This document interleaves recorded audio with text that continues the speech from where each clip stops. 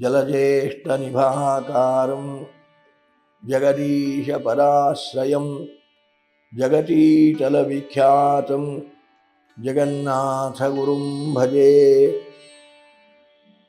ಹರಿಕಥಾಮೃತಸಾರ ಗುರುಗಳ ಕರುಣದಿಂದಾಪನಿತು ಪೇಳುವೆ, ಪರಮ ಭಗವದ್ಭಕ್ತರಿದನಾದರದಿ ಕೇಳುವರು.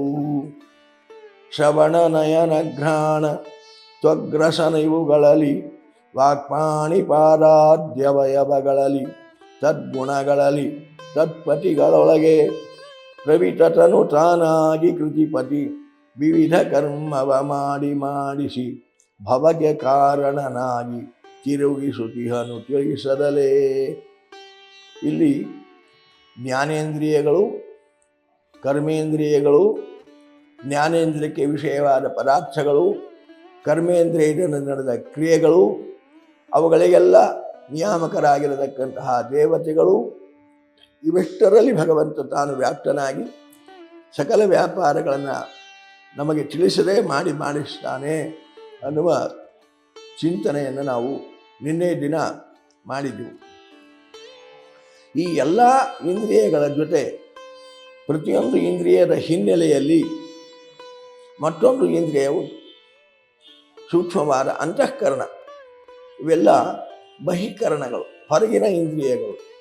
ಆದರೆ ಅಂತಃಕರಣ ಒಳಗೊಂದು ಇಂದ್ರಿಯ ಉಂಟು. ಎಲ್ಲ ಇಂದ್ರಿಯಗಳನ್ನು ನಿಯಂತ್ರಿಸತಕ್ಕಂತಹ ಮತ್ತೊಂದು ಇಂದ್ರಿಯ ಒಳಗಡೆಗೆ ಉಂಟು, ಅದು ಮನಸ್ಸು. ಮನಸ್ಸಿನ ನಿಯಂತ್ರಣ ಇಲ್ಲದೆ ಇಂದ್ರಿಯಗಳ ವ್ಯಾಪಾರ ಆದರೂ ಅದು ಅನುಭವಕ್ಕೆ ಬರಲ್ಲ. ಮನಸ್ಸು ಹಿನ್ನೆಲೆಯಲ್ಲಿ ವ್ಯಾಪಾರ ಮಾಡಿದಾಗ ಮಾತ್ರ ಇಂದ್ರಿಯಗಳ ವ್ಯಾಪಾರ ಅಂತ ಅನಿಸ್ತದೆ. ನೋಡಿದ್ದು ರೂಪದ ಅನುಭವ ನಮಗೆ ಬರಬೇಕಾದ್ರೆ ಮನಸ್ಸು ಕೊಟ್ಟು ನೋಡಬೇಕು. ಕೇಳಿದ್ದು ನಮಗೆ ಅರ್ಥವಾಗಬೇಕಾದ್ರೆ ಮನಸ್ಸು ಕೊಟ್ಟು ಕೇಳಬೇಕು ಅಲ್ವಾ? ಮನಸ್ಸಿಲ್ಲದೆ ಕೇಳಿದರೆ, ಮನಸ್ಸು ಎಲ್ಲಿಯೋ ಇಟ್ಟುಕೊಂಡು ಕೇಳಿದರೆ ಅರ್ಥ ಆಗಲ್ಲ. ದಾರಿಯಲ್ಲಿ ಹೋಗುವಾಗ ಆಚಾರ್ಯ ನಿಮ್ಮನ್ನು ಅಲ್ಲಿ ನೋಡಿದ್ವಿ, ನೀವು ನಾನು ನೋಡಲಿಲ್ಲ ಅಂತ. ಹೌದು, ನೋಡಿಲ್ಲಲ್ಲ, ನೋಡಿರ್ತಾನೆ, ಅದರ ಜ್ಞಾನ ಆಗಲ್ಲ. ಯಾಕೆ? ಮನಸ್ಸು ಎಲ್ಲಿಯೋ ಇರ್ತದೆ, ಯಾವುದನ್ನು ಹುಡುಕ್ತಿರ್ತದೆ. ಹಾಗಾಗಿ ಎದುರಿಗೆ ಬಂದರೆ ಕೂಡ ಆ ವ್ಯಕ್ತಿಯನ್ನು ನೋಡಿದರೂ ಕೂಡ ಜ್ಞಾನ ಆಗಲ್ಲ. ಹಾಗೆ ಪ್ರತಿಯೊಂದು ಇಂದ್ರಿಯದ ಹಿನ್ನೆಲೆಯಲ್ಲಿ ಮನಸ್ಸು ಕೆಲಸ ಮಾಡ್ತದೆ. ಆಗ ಮಾತ್ರ ಆ ವಿಷಯ ಪದಾರ್ಥಗಳ ಅನುಭವ ನಮಗೆ ಬರಲಿಕ್ಕೆ ಸಾಧ್ಯ. ಇಲ್ಲಾಂದರೆ ವಿಷಯ ಪದಾರ್ಥಗಳ ಜ್ಞಾನ ನಮಗೆ ಸರಿಯಾಗಿ ಅನುಭವಕ್ಕೆ ಬರಲ್ಲ.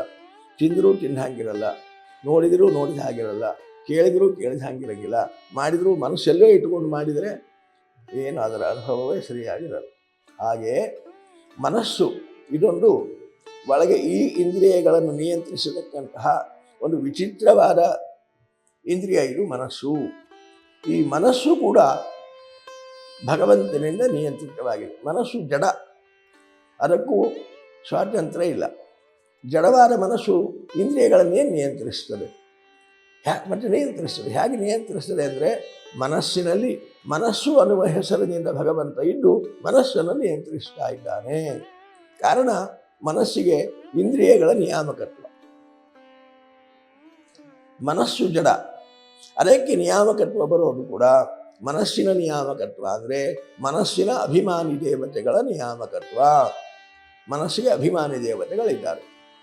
ಮನಸ್ಸಿನ ಪದರುಗಳೆಷ್ಟು, ಆ ಪದರಿನ ನಿಯಾಮಕ ದೇವತೆಗಳು ಯಾರು, ಅವರಲ್ಲಿ ಅಂತರ್ಯಾಮಿಯಾಗಿ ಭಗವಂತ ತಾನು ಯಾವ ರೀತಿಯಾಗಿದ್ದು ವ್ಯಾಪಾರ ಮಾಡಿಸ್ತಾನೆ, ಆ ಮನಸ್ಸಿನ ಪದರುಗಳ ವಿಷಯಗಳೇನು, ಅದನ್ನೆಲ್ಲ ನಾವು ಚಿಂತನೆ ಮಾಡಬೇಕಾಗ್ತದೆ. ಉಳಿದ ಇಂದ್ರಿಯಗಳು, ಅದರ ಗುಣಗಳು, ಅದರ ಪತಿಗಳು, ಕರ್ಮೇಂದ್ರಿಯಗಳು, ಅದರ ಕ್ರಿಯೆಗಳು, ಅದರ ಪತಿಗಳು, ಅಭಿಮಾನಿ ದೇವತೆಗಳು, ಇದನ್ನೆಲ್ಲ ನೋಡಿದೆ. ಹಾಗೆ ಮನಸ್ಸಿಗೂ ನಾವು ತಿಳಿಯಬೇಕಾಗ್ತದೆ. ಮನಸ್ಸು 5 ಪದರಗಳಿಂದ ಕೂಡಿರತಕ್ಕಂಥದ್ದು. ಮನಸ್ಸು 5 ಭಾಗವಾಗಿ ವಿಭಾಗಿಸಲ್ಪಡುತ್ತದೆ. ಯಾವುದದು 5 ವಿಭಾಗ ಅಂದರೆ, ಮನಸ್ಸು, ಬುದ್ಧಿ, ಅಹಂಕಾರ, ಚಿತ್ತ, ಚೇತನ. ಹೀಗೆ ಮನಸ್ಸಿನಲ್ಲಿ 5 ಪದರುಗಳಿವೆ. ಬಹಳ ಸೂಕ್ಷ್ಮವಾಗಿರತಕ್ಕಂತಹ ಪದರುಗಳು. ಈ 5 ಪದರುಗಳ ಪರಿಚಯ ನಮಗಿಲ್ಲವೇ ಇಲ್ಲ. ಬಹಳ ಅಂದರೆ ಮನಸ್ಸು ಗೊತ್ತು, ಬುದ್ಧಿ ಗೊತ್ತು, ಮುಂದೆ ಅಹಂಕಾರ ಚಿತ್ತ ಚೇತನಗಳ ಪರಿಚಯವೇ ನಮಗಿಲ್ಲ. ಅಹಂಕಾರ ಅಂತ ಪ್ರಯೋಗಿಸ್ತೇವೆ, ಬೇರೆ ಅರ್ಥದಲ್ಲಿ ಪ್ರಯೋಗಿಸ್ತೇವೆ. ಇದು ಮನಸ್ಸಿನ ಪದರಿನ ಅಹಂಕಾರವೇ ಬೇರೆ. ಅದು ಏನು ಮನಸ್ಸಿನ ಪದರುಗಳು, ಏನದರ ವ್ಯಾಪಾರಗಳು, ಅದರ ಕ್ರಿಯೆಗಳು ಹೇಗೆ ನಡೆಯುತ್ತದೆ, ಅದನ್ನೆಲ್ಲ ಸ್ವಲ್ಪ ಚಿಂತನೆ ಮಾಡೋಣ ಇವತ್ತು. ಭಗವಂತನ ವ್ಯಾಪ್ತಿ ಮನಸ್ಸಿನಲ್ಲಿಯೂ, ಮನಸ್ಸಿನ ಪದರುಗಳಲ್ಲಿಯೂ, ಮನಸ್ಸಿನ ಪದರಿನ ನಡೆಯುವ ಕ್ರಿಯೆಯಲ್ಲಿ, ಅವುಗಳಿಗೆ ಪತಿಗಳಾಗಿರತಕ್ಕಂತಹ ತತ್ವಾಭಿಮಾನಿ ದೇವತೆಗಳಲ್ಲಿ ಅವನ ವ್ಯಾಪ್ತಿ ಕಂಡುಕೋಬೇಕು. ಕೃತಿಪತಿ ಅನಿರುದ್ಧ ಗಂಧಾದಿ ಗುಣಗಳಲ್ಲಿದ್ದರೆ ಶಾಂತಿಪತಿ ಕೃತಿಪತಿಯಾಗಿರತಕ್ಕಂತಹ ಪ್ರದ್ಯುಮ್ನ ಮನಸ್ಸಿನಲ್ಲಿಯೂ, ಈ ಮನಸ್ಸಿನ ವಿಷಯಗಳಲ್ಲಿ, ಮನಸ್ಸಿನ ನಿಯಾಮಕ ದೇವತೆಗಳಲ್ಲಿ ತಾನು ವ್ಯಾಪ್ತನಾಗಿದ್ದು ಮನಸ್ಸಿನ ವ್ಯಾಪಾರಗಳನ್ನು ಕೂಡ ಪ್ರದ್ಯುಮ್ನೇ ಮಾಡಿಸ್ತಾನೆ ಅನ್ನುವುದನ್ನು ಕೂಡ ಚಿಂತನೆ ಮಾಡಬಹುದು. ಪಾದಾದಿ ಆದಿ ಶಬ್ದವನ್ನು ಇಟ್ಟಿದ್ದ. ಆದಿ ಶಬ್ದದಿಂದ ಉಳಿದ ಕರ್ಮೇಂದ್ರಿಯಗಳಂತೆ ಆದಿ ಶಬ್ದದಿಂದ ಮನಸ್ಸನ್ನು ಕೂಡ ನಾವು ಅಲ್ಲಿ ತಿಳಿಯಬೇಕಾಗಿರತಕ್ಕಂಥದ್ದು. ಅಲ್ಲಿ ಸ್ಪಷ್ಟವಾಗಿ ಹೇಳಿಲ್ಲ. ವಾಕ್ಪಾಣಿ ಪಾದಾದಿ ಅವಯವಗಳಲ್ಲಿ ಅಂತ ಬಹುವಚನ ಅಷ್ಟೇ ಹೇಳ್ಬಿಟ್ಟು, ಪಾದಾದಿ ಅವಯವಗಳಲ್ಲಿ ಪಾದ ತಾಯಿ ಉಪಸ್ಥಿತ ಇಡಬೇಕು ಅನ್ನೋದನ್ನು ನಾವು ನೋಡಿದ್ವಿ. ಅದೇ ರೀತಿ ಆದಿ ಶಬ್ದದಿಂದ ಮನಸ್ಸನ್ನು, ಮನಸ್ಸಿನ ಗುಣಗಳನ್ನು, ಮನಸ್ಸಿನ ಪತಿಗಳನ್ನು ಅದನ್ನು ಕೂಡ ನಾವು ಇಲ್ಲಿ ಸಂಗ್ರಹಿಸಿ ನೋಡಬೇಕಾಗ್ತದೆ. ಮನಸ್ಸು, ಬುದ್ಧಿ, ಅಹಂಕಾರ, ಚಿತ್ತ, ಚೇತನ ಅಂತ ಮನಸ್ಸಿನ 5 ಪದರುಗಳು. ಮನಸ್ಸು ಅಂದರೆ ಶಾಸ್ತ್ರಕಾರರಂತಾರೆ ಮನಸ್ಸು ಅಂದರೆ ಏನು ಅಂದರೆ ಸಂಕಲ್ಪ ವಿಕಲ್ಪಾತ್ಮಕಂ ಮನಃ ಅಂತಾರೆ ಶಾಸ್ತ್ರಕಾರರು. ಮನಸ್ಸು ಯಾವಾಗಲೂ ಸಂಶಯವನ್ನು ಹುಟ್ಟಿಸ್ತದೆ ಮನುಷ್ಯನಿಗೆ, ನಿರ್ಣಯವನ್ನು ಕೊಡೋದೇ ಇಲ್ಲ. ಈಗ ಅದು ಹೀಗೋ ಹಾಗೋ, ಆಗೋ ಈಗೋ, ಹೀಗೆ ಸಂಶಯ ಹುಟ್ಟಿಸಿ ಕೈ ಬಿಟ್ಬಿಡ್ತದೆ ಮನಸ್ಸು, ಇಂದ್ರಿಯ. ಇಷ್ಟೇ, ಯಾವ ನಿರ್ಣಯವನ್ನು ಕೊಡಲ್ಲ. ಸಂಕಲ್ಪ ವಿಕಲ್ಪಾತ್ಮಕಂ ಮನಃ. ಆದರೆ ಅದಲ್ಲ ಇದೆ, ಹಾಗಲ್ಲ ಹೀಗೆ, ಅದಲ್ಲ ಇದೆ ಅಂತ ನಿರ್ಣಯ ಮಾಡ್ತೀವಲ್ಲ, ಅದು ಮನಸ್ಸಿನ 2ನೇ ಪದರು ಬುದ್ಧಿ. ಇದು ನಮಗೆ ಚೆನ್ನಾಗಿ ಅರ್ಥವಾಗಬೇಕಾದರೆ ನಮ್ಮ ಹೆಣ್ಮಕ್ಕಳ ಜೊತೆ ಸೀರೆ ಅಂಗಡಿಗೆ ಹೋಗಬೇಕು. ಸೀರೆ ಅಂಗಡಿಯಲ್ಲಿ ಸೀರೆ ಆರಿಸ್ತಿರ್ತಾರೆ ನೋಡ್ರಿ ಹೆಣ್ಮಕ್ಳು. ಸೀರೆ ಆರಿಸುವಾಗ ಬರೇ ಮನಸ್ಸಿನದೇ ಕೆಲಸ, ಬುದ್ಧಿ ಕೆಲಸ ಇಲ್ಲವೇ ಇಲ್ಲ, ಬರೀ ಮನಸ್ಸಿನ ಕೆಲಸ. ಇದು ಚೆನ್ನಾಗಿದೆಯೋ ಅದು ಚೆನ್ನಾಗಿದೆಯೋ, ಅದು ಬಾರ್ಡರ್ ಚೆನ್ನಾಗಿದೆ, ಬಣ್ಣ ಚೆನ್ನಾಗಿಲ್ಲ, ಇದು ಬಣ್ಣ ಚೆನ್ನಾಗಿದೆ, ಬಾರ್ಡರ್ ಚೆನ್ನಾಗಿಲ್ಲ, ಇದು ಬಣ್ಣ ಬಾರ್ಡರ್ 2 ಚೆನ್ನಾಗಿದೆ, ಶೆರಗು ಸರಿಯಾಗಿಲ್ಲ, ಹೀಗೆಲ್ಲ ಅದು ಚೆನ್ನಾಗಿದೆ, ಇದೇ ಚೆನ್ನಾಗಿದೆಯೋ, ಅದು ಚೆಂದ ಕಾಣಿಸಿ ಇಡೀ ಅಂಗಡಿಯ ಸೀರೆಗಳನ್ನೆಲ್ಲ ತೆಗೆದು ನೋಡ್ತಾರೆ. ಬರೀ ಸಂಶಯ, ಮನಸ್ಸಿನ ಕೆಲಸ. ಇದನ್ನು ತಗೋಬೇಕು ಅಂತ ನಿರ್ಣಯ ಮಾಡುವುದೇ ಕಷ್ಟ ಆಗ್ತದೆ. ಕಡೆಗೂ 2 ತಾಸು ಹುಡುಕಾಡಿದ ಮೇಲೆ ಈ ಸೀರೆ ಇರಲಿ ಅಂತ ಒಂದನ್ನು ಆರಿಸ್ತಾರಲ್ಲ, ಅದು ಬುದ್ಧಿಯ ಕೆಲಸ. ನಿರ್ಣಯ ಕೊಡೋದು ಬುದ್ಧಿ, ಸಂಶಯ ಹುಟ್ಟಿಸೋದು ಮನಸ್ಸು. ಆದ್ದರಿಂದ ಸಾಮಾನ್ಯವಾಗಿ ನಾವು ಯಾರಿಗಾದರೂ ಸಣ್ಣ ಹುಡುಗರಿಗೆ ಬೈಯೋದೇನು ಬುದ್ಧಿ ಇಲ್ಲ ಅಂತ. ಬುದ್ಧಿ ಇಲ್ಲ ಅಂದರೆ ನಿರ್ಣಯ ಮಾಡುವ ತಾಕತ್ತಿಲ್ಲ. ಇದೇ ಸರಿ ಅಂತ ನಿರ್ಣಯ ಮಾಡುವ ಬುದ್ಧಿ ನಿನಗಿಲ್ಲ. ಬುದ್ಧಿ ಕೆಲಸ ಮಾಡ್ತಾ ಇಲ್ಲ, ಮನಸ್ಸು ಕೆಲಸ ಮಾಡ್ತದೆ, ಬುದ್ಧಿ ಕೆಲಸ ಮಾಡ್ತಾ ಇಲ್ಲ. ಬುದ್ಧಿ ಇದ್ದರೆ ಇದು ಹೀಗೆ ಅಂತ ನಿರ್ಣಯವನ್ನು ಕೊಡ್ತದೆ ಬುದ್ಧಿ. ಹೀಗೆ ಸಂಶಯ ಹುಟ್ಟಿಸತಕ್ಕಂಥದ್ದು ಮನಸ್ಸು, ನಿರ್ಣಯ ಕೊಡತಕ್ಕಂಥದ್ದು ಬುದ್ಧಿ. ಇನ್ನು 3ನೆಯ ಪದರು ಅಹಂಕಾರ. ಅಹಂಕಾರ ಅಂದರೆ ನಾವು ಲೋಕದಲ್ಲಿ ಏನು ಅಹಂಕಾರ ಅಂತ ವ್ಯವಹರಿಸ್ತೀವೋ, ನಾನು ಅನ್ನುವ ಅಹಂಕಾರ ಅದಲ್ಲ. ಮನಸ್ಸಿನ ಪದರು 3ನೆಯ ಪದರು ಅಹಂಕಾರ ಏನು ಅಂದರೆ ಚೇತನನಿಗೂ ಬಾಹ್ಯ ಪ್ರಪಂಚಕ್ಕೂ ಇರುವ ಸಂಬಂಧವನ್ನು ಜೋಡಿಸಿಕೊಡೋದು. ಇದು ಮನಸ್ಸಿನ 3ನೇ ಪದರು. ನಾನು ಇವತ್ತು ಅಲ್ಲಿ ಹೋದಾಗ ಇಂಥದ್ದೊಂದು ಸುಂದರವಾದ ಪದಾರ್ಥವನ್ನು ನೋಡಿದೆ, ನಾನು ಆ ಪದಾರ್ಥವನ್ನು ನೋಡಿದೆ ಅನ್ನುವ ನನಗೂ ಆ ಪದಾರ್ಥಕ್ಕೂ ಲಿಂಕ್ ಹಚ್ಚುತ್ತದೆ ನೋಡ್ರಿ. ನಾನು ನೋಡಿದೆ, ಯಾರೋ ನೋಡಿದರೂ ಇಲ್ಲ, ನಾನು ನೋಡಿದೆ ಅಂತ ಅನುಭವಕ್ಕೆ ಬರ್ತದೆ. ಆ ಪದಾರ್ಥವನ್ನು ನೋಡಿದೆ, ಆ ಪದಾರ್ಥ ಚೆನ್ನಾಗಿದ್ದು ನಾನು ನೋಡಿದೆ ಅನ್ನುವ ಬಾಹ್ಯ ಪ್ರಪಂಚಕ್ಕೂ ಚೇತನನಿಗೂ ಸಂಬಂಧ ಮಾಡಿಸತಕ್ಕಂಥದ್ದು, ಅದರ ಅನುಭವ ಕೊಡತಕ್ಕಂಥದ್ದು ಅಹಂಕಾರ ಅನ್ನುವ ಮನಸ್ಸಿನ ಮೂರನೇ ಪದ. ಅಲ್ಲಿ ಹೋಗಿದ್ದು ನೋಡಿ ಬಂದ್ಯಾ, ಏನು ನೋಡಿದ? ಇಲ್ಲ, ಅಹಂಕಾರ ಕೆಲಸ ಮಾಡಲಿಲ್ಲ ಅಂದರೆ ಅದರ ಅನುಭವವೇ ಬರಲ್ಲ. ಹಾಗಾಗಿ ನಾನು ಆ ಪದಾರ್ಥ, ಸುಂದರವಾದ ಆ ಪದಾರ್ಥವನ್ನು ನೋಡಿದೆ ಅನ್ನುವ ಅನುಭವ ಚೇತನನಿಗೆ ಬರಬೇಕಾದ್ರೆ ಮನಸ್ಸು ಕೆಲಸ ಮಾಡಬೇಕು. ಮನಸ್ಸಿನ ಯಾವ ಪದರು ಕೆಲಸ ಮಾಡಬೇಕು? ಅಹಂಕಾರ ಅನ್ನುವ ಮೂರನೇ ಪದರು ಆ ಬಾಹ್ಯ ಪ್ರಪಂಚದ ಸಂಬಂಧವನ್ನು ಇಟ್ಟು ಚೇತನನಿಗೆ ಅನುಭವ ಕೊಡಬೇಕು. ಆಗ ಬಾಹ್ಯ ಪ್ರಪಂಚದ ಜ್ಞಾನ ಚೇತನನಿಗೆ ಆಗ್ತದೆ. ಹೀಗೆ ಮನಸ್ಸಿನ ಮೂರನೆಯ ಪದರು ಅಹಂಕಾರ ಅನ್ನತಕ್ಕಂಥದ್ದು. ಇನ್ನು ನಾಲ್ಕನೆಯ ಪದರು ಚಿತ್ತ ಅಂತ. ಈ ಚಿತ್ತ ಅಂದರೆ ಇದೊಂದು ರೀತಿಯ ರೆಕಾರ್ಡ್ ರೂಮ್. ನಮ್ಮ ಎಲ್ಲ ಅನುಭವಗಳನ್ನು ಅಲ್ಲಿ ರೆಕಾರ್ಡ್ ಮಾಡಿರ್ತದೆ ಅವರು ಚಿತ್ತ. ಮನಸ್ಸಿನ ನಾಲ್ಕನೆಯ ಪದರಿನಲ್ಲಿ ಎಲ್ಲ ಅನುಭವಗಳು ಕೂಡ ಅಲ್ಲಿ ಸ್ಮೃತಿಯಲ್ಲಿ ಇರ್ತವೆ. ಸ್ಮೃತಿ ಪೆಟ್ಟಿಗೆ ಅಂತ ಕರೀತಾರೆ ಅದನ್ನು. ಚಿತ್ತವನ್ನು ಸ್ಮೃತಿ ಪೆಟ್ಟಿಗೆ ಅಂತ ಕರೀತಾರೆ. ಎಲ್ಲ ಸ್ಮೃತಿ ಇರ್ತದಲ್ಲಿ. ಯಾವಾಗಲೂ ಬಾಲ್ಯದಲ್ಲಿ ಯಾರೋ ಒಂದು ಘಟನೆ ನಡೆದಿರ್ತದೆ. ಯಾರದೋ ಜೊತೆಯಲ್ಲಿ, ನಮ್ಮ ಚಡ್ಡಿ ದೋಸ್ತನ ಜೊತೆಯಲ್ಲಿ ಏನೋ ಒಂದು ಪ್ರಸಂಗ ನಡೆದಿರ್ತದೆ. ಅವನೆಲ್ಲೋ ಓದಲಿಕ್ಕೆ ಬೇರೆ ಕಡೆ ಹೋದ, ಇವನೆಲ್ಲೋ ಬೇರೆ ಕಡೆ ವ್ಯವಹಾರಕ್ಕೆ ಹೋದ. 10 ವರ್ಷಗಳ ಮೇಲೆ ಆ ವ್ಯಕ್ತಿಯ ಭೇಟಿಯಾದಾಗ ಆ ಚಿಕ್ಕಂದಿನಲ್ಲಿ ಆದ ಆ ಘಟನೆ ನಮಗೆ ಸ್ಮೃತಿಗೆ ಬಂದು ಸಂತೋಷ ಪಡ್ತೇವೆ ನೋಡಿ. ಆ ಸಂತೋಷವನ್ನು ಹಂಚಿಕೊಳ್ತೇವೆ. ನಾನು ಎಷ್ಟು ವರ್ಷ ಆಯಿತು ಕಲಿತು, ಸುಮಾರು 20 ವರ್ಷಗಳ ಹಿಂದೆ ಅಂಥಲ್ಲಿ ಕಲಿತಾಗ ಇಂಥದ್ದೊಂದು ಸಂತೋಷದ ಸಂಭ್ರಮ ನಡೆದಿತ್ತು ನೋಡು ಅಂತ ಸ್ಮರಿಸಿಕೊಳ್ತೀವಿ ನೋಡಿ. ಈ ಸ್ಮರಣೆ ಬರೋದು ಆ ಚಿತ್ತದಿಂದ. ಆ ಸ್ಮೃತಿ ಎಲ್ಲ ಅಲ್ಲಿ ರೆಕಾರ್ಡ್ ಆಗಿರ್ತದೆ, ಅದು ತೆಗೆದುಕೊಡುತ್ತದೆ. ಇದು ಮನಸ್ಸಿನ ನಾಲ್ಕನೆಯ ಪದರು ಚಿತ್ತ ಅನ್ನತಕ್ಕಂಥದ್ದು. ಈ ಜನ್ಮದ ಬಾಲ್ಯದಿಂದ ಹಿಡಿದು ಇವತ್ತಿನವರೆಗಿನ ಎಲ್ಲ ಸ್ಮೃತಿಗಳು ಅನೇಕ, ಯಾವಾಗ ಏನೇನೋ ಸ್ಮರಣೆಗಳು ಬರ್ತಿರ್ತಾವೆ ನೋಡಿ. ಯಾವ ಸ್ಮರಣೆ ಬಂದರೂ ಕೂಡ ಆ ಸ್ಮರಣೆ ಅಲ್ಲಿ ಚೆನ್ನಾಗಿ ರೆಕಾರ್ಡ್ ಆಗಿರಬೇಕು.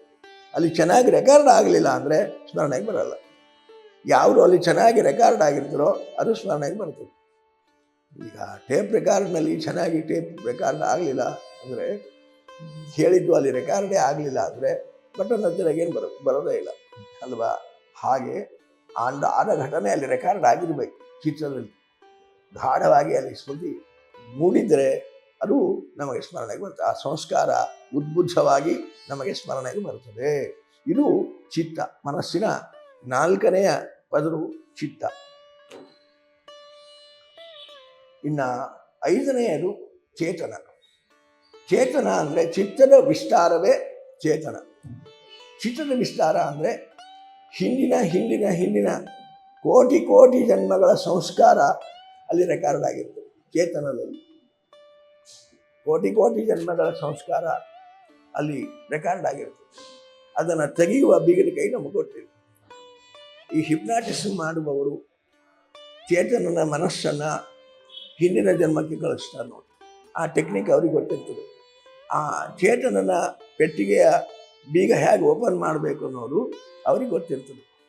ಆ ಬೀಗ ಓಪನ್ ಮಾಡಿ ಅವನ ಮನಸ್ಸನ್ನು ಹಿಂದಿನ ಜನ್ಮಕ್ಕೆ ಕಳಿಸ್ತಾರೆ. ನೀನಾಗ ಎಲ್ಲಿದ್ದಿ ಹೇಳು, ಏನು ಮಾಡ್ತಾ ಇದ್ದಿ, ಯಾರ ಜೊತೆಗಿದ್ದಿ, ಏನು ಪ್ರಸಂಗ ನಡೀತಾ ಇದೆ ಸ್ಮರಣೆ ಮಾಡಿಕೋ ಹೇಳು. ಅವನ ಹಿಂದಿನ ಜನ್ಮಕ್ಕೆ ಹೋಗಿಬಿಡ್ತಾನೆ.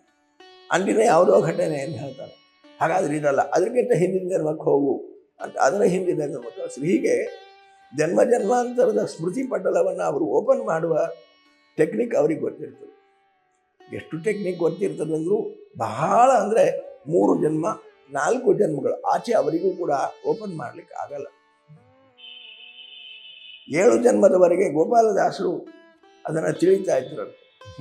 ಇಂಥದ್ದೊಂದು ಜ್ಞಾನ ಗೋಪಾಲದಾಸರಿಗಿತ್ತು, ಜಗನ್ನಾಥದಾಸರ ಗುರುಗಳಿಗೆ ಅಂತ.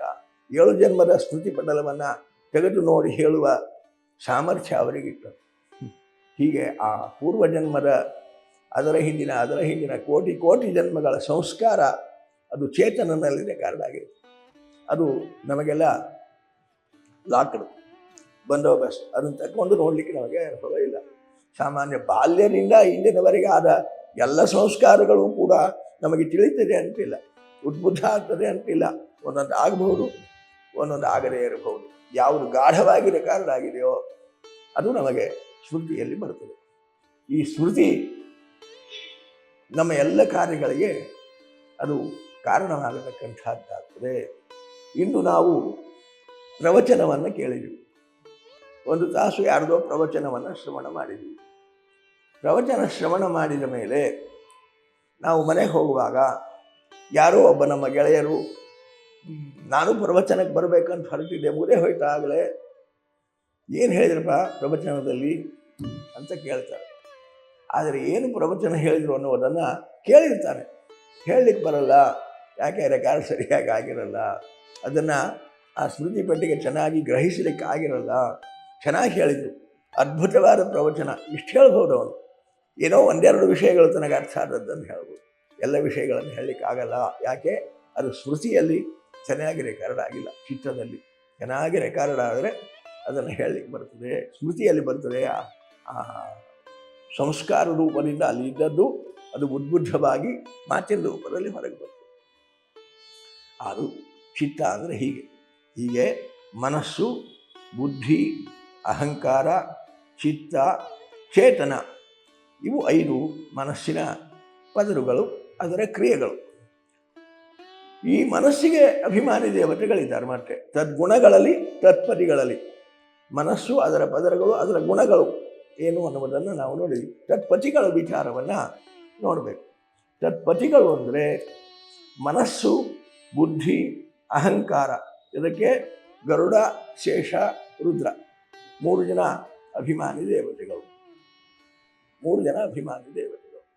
ಇನ್ನು ಚಿತ್ತ ಚೇತನಗಳಿಗೆ ಬ್ರಹ್ಮವಾಯುಗಳು ಅಭಿಮಾನಿ ದೇವತೆಗಳು. ಹೀಗೆ ಮನಸ್ಸಿನ 5 ಪದರುಗಳು, 5 ಪದರಿನ 5 ಕ್ರಿಯೆಗಳು, ಮನಸ್ಸಿನ ಈ ಅಭಿಮಾನಿ ದೇವತೆಗಳು 5 ಜನ. ಹೀಗೆ ಈ ತತ್ಪತಿಗಳಲ್ಲಿ ಈ ಮನಸ್ಸಿನ 5 ಅಭಿಮಾನಿ ದೇವತೆಗಳಾಗಿರತಕ್ಕಂತಹ ಗರುಡ, ಶೇಷ, ರುದ್ರ, ಬ್ರಹ್ಮ, ವಾಯು, ಈ ನೋಡಿ ಎಲ್ಲರೂ ಬಂದು ಹೋದರು. 7ನೇ ಕಕ್ಷೆಯ ಸುಪರ್ಣಿ, ಮಾರುಣಿ, ಪಾರ್ವತಿಯವರೆಗೆ ಬಂದಿದ್ವಿ.